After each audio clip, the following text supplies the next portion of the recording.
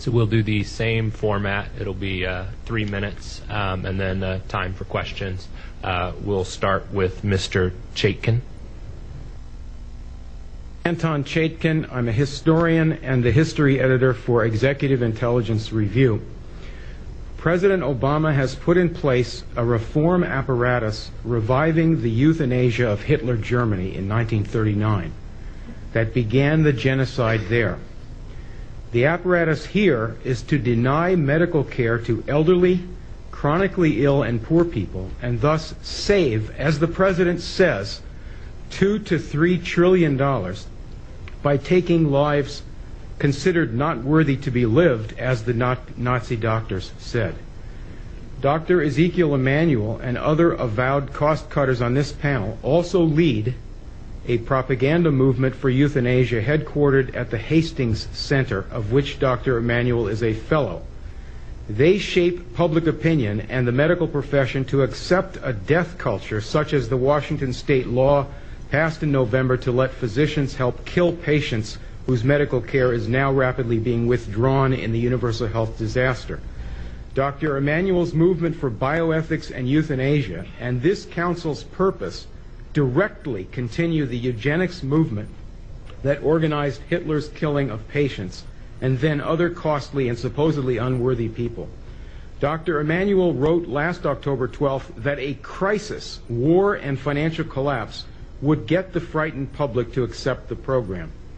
Hitler told Dr. Brandt in 1935 that the euthanasia program would have to wait until the war began to get the public to go along. Dr. Emanuel wrote last year that the Hippocratic Oath should be junked. Doctors should no longer just serve the needs of the patient. Hoche and Binding, the German eugenicists, exactly said the same thing to start the killing. You on the council are drawing up the procedures list to be used to deny care, which will kill millions if it goes ahead in the present world crash. You think perhaps the backing of powerful men, financiers, will shield you from accountability, but you are now in the spotlight. Disband this council and reverse the whole course of this Nazi revival now.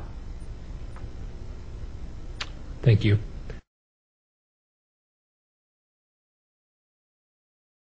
A quick break. I'm going to ask for questions and comments. Ms. Zuckerman, if you can come up, and I'm opening it up to the panel. And you'll... Yes, we're still going to, Ms. Williams, you're still going to get to talk. I'm going to ask Ms. Zuckerman to come up and join you. We're going to take a quick stop in the panel to open it up for comments or questions, because we have a few folks who have to potentially go. The whole transcript will be available, though, and all comments will be shared with all council members. I apologize that I have to go back to an important meeting. I do want to just clarify one thing about my own, since my reputation has been besmirched here, is I think I do have a very long record of writing against the legalization of euthanasia. So the association of me and that seemed a little strange, given, I don't know, at least 30 years or 25 years of writing on the topic against the legalization. So just to clarify the record for everyone in the room. Thank you. Can we no. That you're opposed to assisted suicide, but that you are in favor of the withdrawal of medical care, which accomplishes the same thing. So you had this article with Margaret Batten, who is an accomplished... So, sir, it's not a... your statement was read into the record. It's not the time for debate, but we appreciate your comments. And we apologize for the break in the panel, but we just wanted to have that break.